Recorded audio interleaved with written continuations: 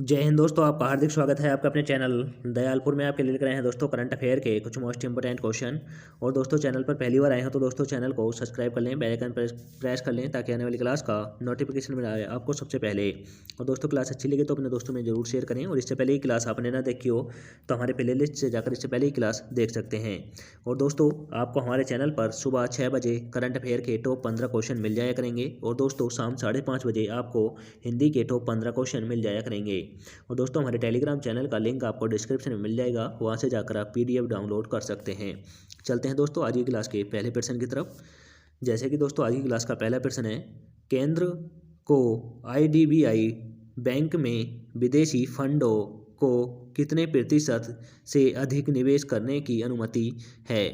तो दोस्तों यह है 51%। यह 51% से अधिक निवेश करने की अनुमति है। तो दोस्तों इसका राइट आंसर हो जाएगा ऑप्शन नंबर सी। अब चलते हैं दोस्तों व्याख्या की तरफ। जैसे कि दोस्तों व्याख्या है, केंद्रीय विदेशी फंड को आईडीबीआई बैंक में 51% से अधिक निवेश करने की अनुमति दे रहा है।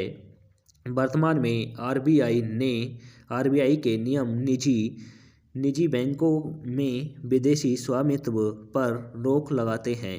तो दोस्तों ये व्याख्या हुई।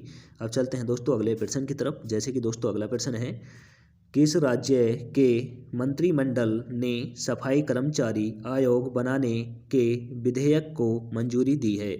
तो दोस्तों किस राज्य ने सफाई कर्मचारी आयोग बनाने के विधेयक को मंजूरी दे दी है। तो दोस्तों यह दी है असम राज्य ने।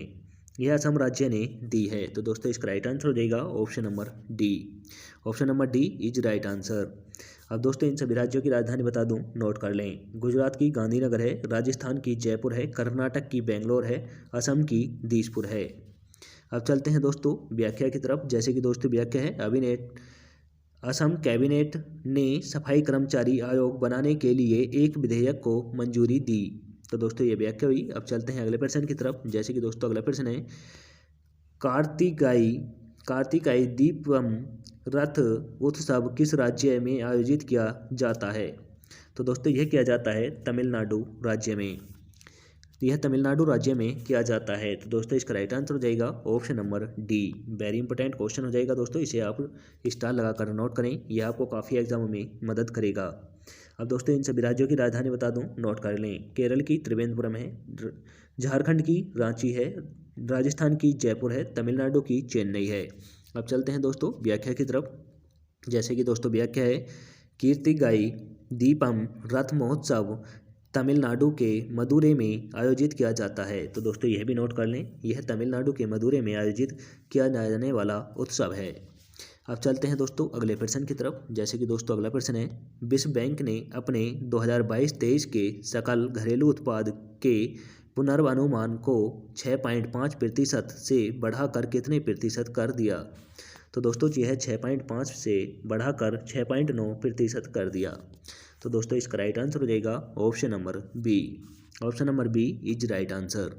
अब चलते हैं दोस्तों व्याख्या की तरफ। जैसे कि दोस्तों व्याख्या है, विश्व बैंक ने अपने 2022-23 के सकल घरेलू उत्पाद के पुनर्वानुमान को संशोधित कर 6.5% से 6.9% कर दिया। तो दोस्तों ये व्याख्या हुई।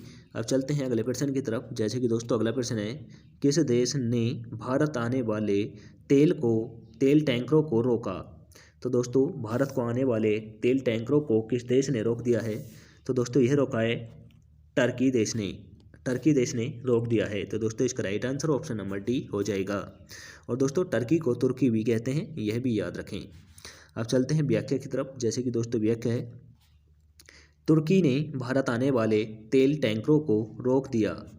तो दोस्तों यह भी आप नोट कर लें, इम्पोर्टेंट है। अब चलते हैं अगले प्रश्न की तरफ। जैसे कि दोस्तों अगला प्रश्न है, फिच रेटिंग ने चालू वित्त वर्ष के लिए भारत के विकास अनुमान को कितने प्रतिशत पर बरकरार रखा। तो दोस्तों यह रखा है 7% पर। यह 7% पर रखा है। तो दोस्तों इसका राइट आंसर हो जाएगा option number C. Option number C is right answer.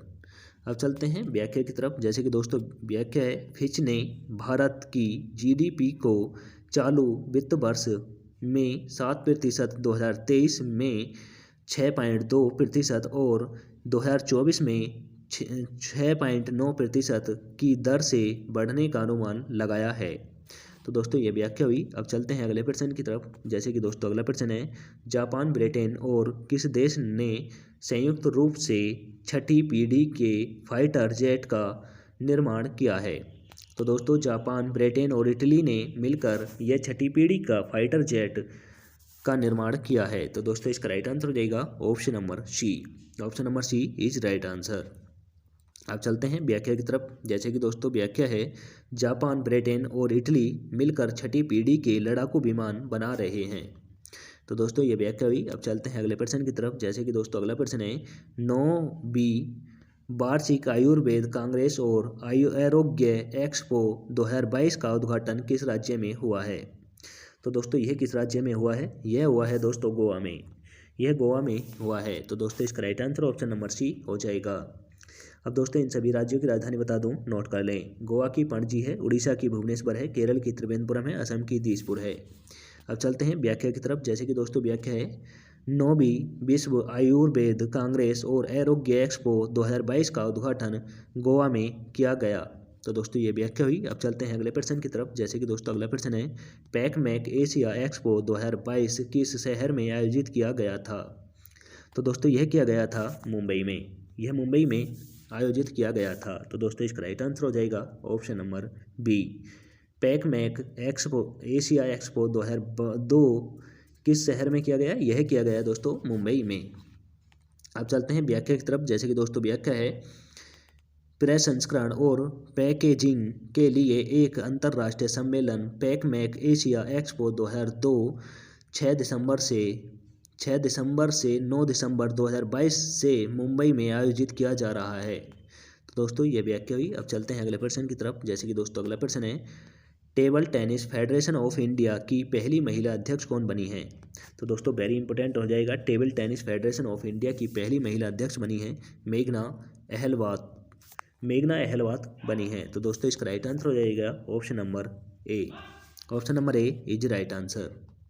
अब चलते हैं दोस्तों व्याख्या की तरफ। जैसे कि दोस्तों व्याख्या है, मेघना अहलवात TTFI की पहली महिला अध्यक्ष चुनी गई हैं। तो दोस्तों यह भी आप नोट कर लें। अब चलते हैं अगले प्रश्न की तरफ। जैसे कि दोस्तों अगला प्रश्न है, नाबार्ड ने किसे नया अध्यक्ष के रूप में नामित किया है? तो दोस्तों नाबार्ड के नए अध्यक्ष के रूप में किसे नामित किया गया है? तो दोस्तों यह किया गया है के बी साजी को किया गया है। तो दोस्तों इसका राइट आंसर हो जाएगा option number C. Option number C is right answer. अब चलते हैं व्याख्या की तरफ। जैसे कि दोस्तों व्याख्या है, नाबार्ड के बी साजी को नया अध्यक्ष नामित किया गया। तो दोस्तों ये व्याख्या हुई। अब चलते हैं अगले प्रश्न की तरफ। जैसे कि दोस्तों अगला प्रश्न है, भारत सरकार ने किस वर्ष के लिए रूफटॉप सौर ऊर्जा को मार्च तक बढ़ाया? दोस्तों किस राज्य सरकार ने बढ़ाया है? सरकार ने किस वर्ष तक बढ़ा दिया है? तो दोस्तों ये बढ़ा दिया है 2026 तक। यह 2026 तक बढ़ा दिया है। तो दोस्तों इसका right answer option number D हो जाएगा। अब चलते हैं व्याख्या की तरफ। जैसे कि दोस्तों व्याख्या है, सरकार ने मार्च 2026 तक रूफटॉप सौर योजना का विस्तार किया। ये व्याख्या हुई। अब चलते हैं अगले प्रश्न की तरफ। जैसे कि दोस्तों अगला प्रश्न है, 43वां इंटरनेट एक्सचेंज किस शहर में स्थापित किया जाना है? तो दोस्तों 43वां इंटरनेट एक्सचेंज किस शहर में स्थापित किया जाना है? तो दोस्तों ये किया जाना है विशाखापट्टनम में। यह विशाखापट्टनम में किया जाना है। तो दोस्तों इसका राइट आंसर हो जाएगा option number D. Option number D is right answer.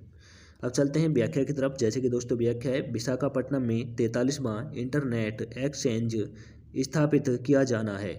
तो दोस्तों ये व्याख्या हुई। अब चलते हैं अगले प्रश्न की तरफ। जैसे कि दोस्तों अगला प्रश्न है, DCGI ने किस देश को निर्मात के लिए SII निर्माता इनोबला वैक्सीन के निर्मात की अनुमति दी? तो दोस्तों यह किसने दी है? यह दी है दोस्तों युगांडा ने। यह युगांडा ने दी है। तो दोस्तों इसका राइट आंसर हो जाएगा option number B. Option number B is right answer. अब चलते हैं व्याख्या की तरफ। जैसे कि दोस्तों व्याख्या है, DCGI ने युगांडा को निर्मात के लिए SII निर्माता इबोला वैक्सीन के निर्माण की अनुमति दी। तो दोस्तों ये व्याख्या हुई। अब चलते हैं अगले प्रश्न की तरफ। जैसे कि दोस्तों अगला प्रश्न है, सुष्मिता शुक्ला किस देश से के फेडरल रिजर्व बैंक की पहली अध्यक्ष और मुख्य परिसंचालन अधिकारी बनी। तो दोस्तों यह किस राज्य की किस देश की बनी है? तो दोस्तों ये बनी है अमेरिका की, यह अमेरिका की बनी है। तो दोस्तों इसका राइट आंसर हो जाएगा option number C. Option number C is right answer. और दोस्तों ये भारत मूल की रहने वाली हैं, यह भी नोट कर लें। अब चलते हैं दोस्तों आज की क्लास के लास्ट व्याख्या की तरफ। जैसे कि दोस्तों व्याख्या है, बीमा उद्योग के दिग्गज भारतीय मूल की सुष्मिता शुक्ला को न्यूयॉर्क के फेडरल रिजर्व बैंक में पहली उपाध्यक्ष और मुख्य परिसंचालन अधिकारी के रूप में नियुक्त किया गया है। तो दोस्तों ये व्याख्या हुई और आज की क्लास इसी के साथ समाप्त होती है। आपको क्लास कैसी लगी कमेंट करके ज़रूर बताएं। और दोस्तों क्लास अच्छी लगी हो तो अपने दोस्तों में ज़रूर शेयर करें। चैनल पर पहली बार आए हो तो दोस्तों चैनल को सब्सक्राइब कर लें, बेल आइकन प्रेस कर लें ताकि आने वाली क्लास का नोटिफिकेशन मिले आपको सबसे पहले। और दोस्तों हमारे टेलीग्राम चैनल का लिंक आपको डिस्क्रिप्शन में दे दिया जाएगा, वहाँ से जाकर आप PDF डाउनलोड कर सकते हैं।